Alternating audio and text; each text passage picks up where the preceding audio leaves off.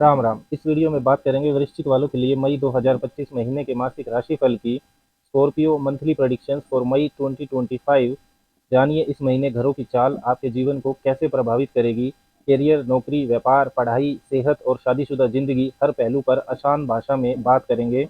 पूरा वीडियो जरूर देखें और जानें मई 2025 में क्या खास रहेगा वृश्चिक राशि के लिए। सबसे पहले समझते हैं कि मई 2025 के महीने में घरों की स्थितियां कैसी रहने वाली हैं। आपकी राशि के स्वामी मंगल देव नीच राशि कर्क में रहने वाले हैं। पूरा महीना आपके नवम भाव में। बुध ग्रह 6 मई तक आपके पंचम भाव में रहेंगे नीच राशि मीन में। उसके बाद 23 मई तक छठे भाव में रहेंगे मेष राशि में। फिर वृष राशि में प्रवेश कर जाएंगे आपके सप्तम भाव में। शनिदेव रहेंगे मीन राशि में आपके पंचम भाव में पूरा महीना। मई के महीने में देवगुरु बृहस्पति का महत्वपूर्ण राशि परिवर्तन होगा।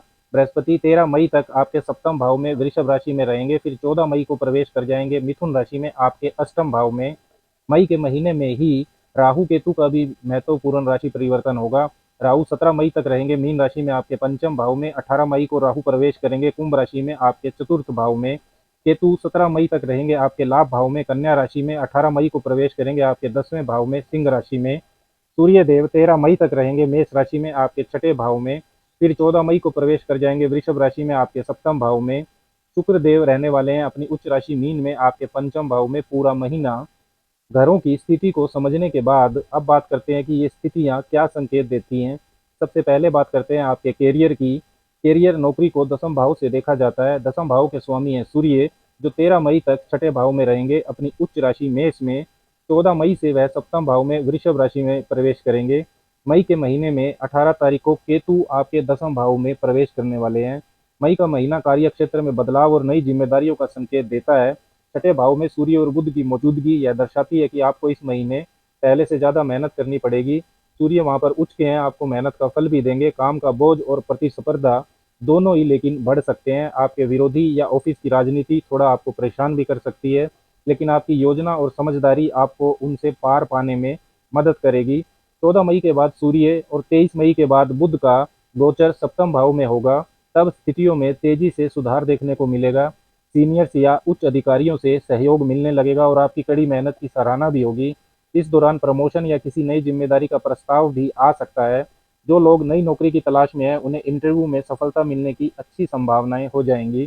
व्यापार बिजनेस की बात करें तो उसे सप्तम भाव से देखा जाता है। सप्तम भाव के स्वामी शुक्र पंचम भाव में उच्च राशि मीन में रहेंगे, लेकिन वे शनिदेव के साथ रहेंगे। 17 तारीख तक राहु भी पंचम भाव में ही है।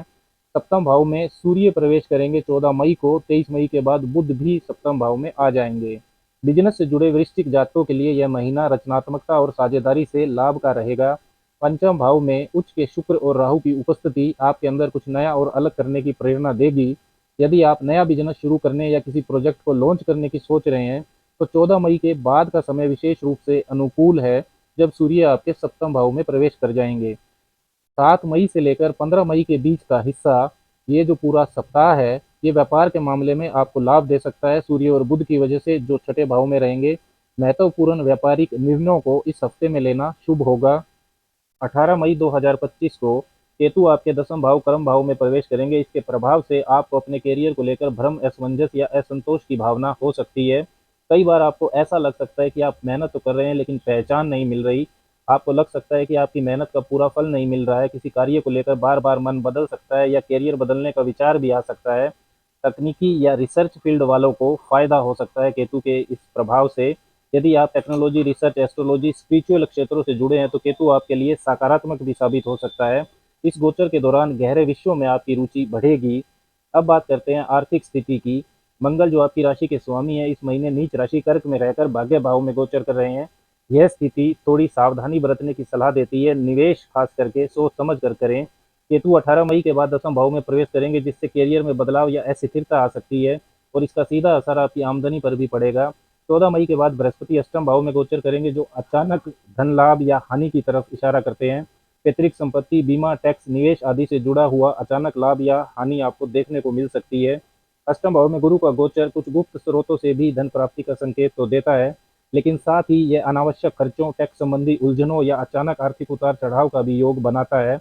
राहु का चौथे भाव में गोचर वाहन या संपत्ति से जुड़े खर्चे आपके बढ़ा सकता है, या घर परिवार में किसी जरूरत के कारण धन खर्च हो सकता है।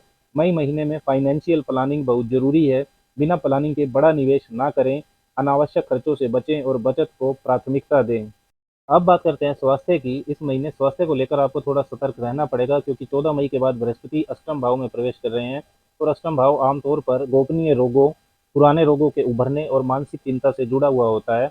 आपके राशि स्वामी मंगल भी नीच राशि में नवम भाव में गोचर करेंगे, जिससे आपका इम्यून सिस्टम कमजोर हो सकता है। ब्लड प्रेशर, इन्फेक्शन या जल तत्व से जुड़ी समस्याएं जैसे सर्दी, खांसी, पाचन की गड़बड़ी आपको परेशान कर सकती है। स्वास्थ्य को बेहतर रखने के लिए ताजगी भरा और हल्का आहार लें और नियमित योग व ध्यान करें। यात्रा करते समय विशेष सावधानी रखें। अब बात करते हैं रिश्तों की। वैवाहिक जीवन को सप्तम भाव से देखा जाता है। सप्तम भाव के स्वामी शुक्र उच्च राशि में रहेंगे पंचम भाव में, लेकिन उनके साथ शनि भी रहने वाले हैं और 18 मई तक राहु भी पंचम भाव में ही है। सप्तम भाव पर शनि की तीसरी दृष्टि भी रहेगी। साथ ही सूर्य भी 14 मई को सप्तम भाव में प्रवेश कर जाएंगे। इस महीने वैवाहिक जीवन थोड़ा उतार चढ़ाव भरा हो सकता है। 6 मई के बाद बुध और 14 मई के बाद सूर्य दोनों सप्तम भाव में आ जाएंगे। यह स्थिति संवाद में कुछ गलत फहमियां ला सकती है, खासकर जब दोनों पक्षों में ईगो या वाणी में तीखापन हो। 13 मई तक बृहस्पति सप्तम भाव में रहेंगे, जिससे आपसी समझ बनी रहेगी, लेकिन जैसे ही 14 मई को बृहस्पति अष्टम भाव में प्रवेश करेंगे, रिश्तों में भावनात्मक दूरी या असुरक्षा की भावना आ सकती है। शुक्र ग्रह जो प्रेम और रिश्तों के कारक हैं, उच्च राशि में पंचम भाव में है, जिससे माहौल को संभालने और संबंधों में मिठास लाने की शक्ति आपके अंदर होगी। यदि आप प्रयास करें तो स्थिति बेहतर बन सकती है। जीवन साथी के साथ ईमानदारी और खुलेपन से बातचीत करें, पुरानी बातों को दोहराने से बचें और साथ में समय बिताएं। अब बात करते हैं प्रेम संबंधों की। इस मामले को पंचम भाव से देखा जाता है। मई का महीना प्रेम संबंधों के लिए मिश्रित फल देगा। शुक्र ग्रह जो प्रेम के कारक माने जाते हैं, इस महीने उच्च स्थिति में पंचम भाव में तो रहेंगे। यह स्थिति आपके दिल की बात को सही तरीके से सामने रखने में मदद करेगी। रोमांटिक मूड, गहरे जुड़ाव और मनमोहक बातचीत के योग बनते हैं। पंचम भाव के स्वामी बृहस्पति की स्थिति महीने के पहले हिस्से में अच्छी है, लेकिन पंचम भाव में शनि का प्रभाव अच्छा नहीं माना जाता। साथ ही साथ महीने के पहले हिस्से में राहु का प्रभाव भी पंचम भाव में शुभ नहीं है। ऐसे में प्रेम संबंधों के मामले में महीने के पहले हिस्से में परिणाम काफी अनुकूल रहेंगे। महीने का दूसरा हिस्सा तुलनात्मक रूप से कमजोर परिणाम दे सकता है। उस समय संबंधों में मर्यादा का पालन जरूरी रहेगा। अब बात करते हैं शिक्षा पक्ष की। शिक्षा पक्ष को भी पंचम भाव से ही देखा जाता है। पंचम भाव में शनि, शुक्र और राहु की उपस्थिति का असर छात्रों के लिए काफी महत्वपूर्ण है। शनि की उपस्थिति आपकी एकाग्रता को बेहतर बना सकती है, लेकिन यह मेहनत की मांग करता है। शुक्र उच्च स्थिति में है, जिससे क्रिएटिव फील्ड, कला, डिजाइन, म्यूजिक, लिटरेचर जैसे विषयों में रुचि रखने वाले विद्यार्थियों को अच्छा प्रदर्शन करने का अवसर मिलेगा। राहु 17 मई तक पंचम भाव में है, जिससे ध्यान भटकने, सोशल मीडिया या अन्य डिस्ट्रैक्शन में समय नष्ट होने के योग बनते हैं। देवगुरु बृहस्पति 13 मई तक आपके सप्तम भाव में और 14 मई के बाद आपके अष्टम भाव में रहेंगे। बृहस्पति सप्तम भाव में रहकर टीचर्स और मेंटर्स का पूरा सहयोग दिलाएंगे। पढ़ाई में कंसिस्टेंसी रहेगी और आप अच्छे निर्णय ले पाएंगे। 14 मई के बाद बृहस्पति का अष्टम भाव में प्रवेश छात्रों को गंभीर रिसर्च आधारित विषयों में रुचि देगा। आप सीक्रेट नॉलेज, मनोविज्ञान, ज्योतिष, मेडिकल रिसर्च आदि क्षेत्रों में अधिक आकर्षित हो सकते हैं।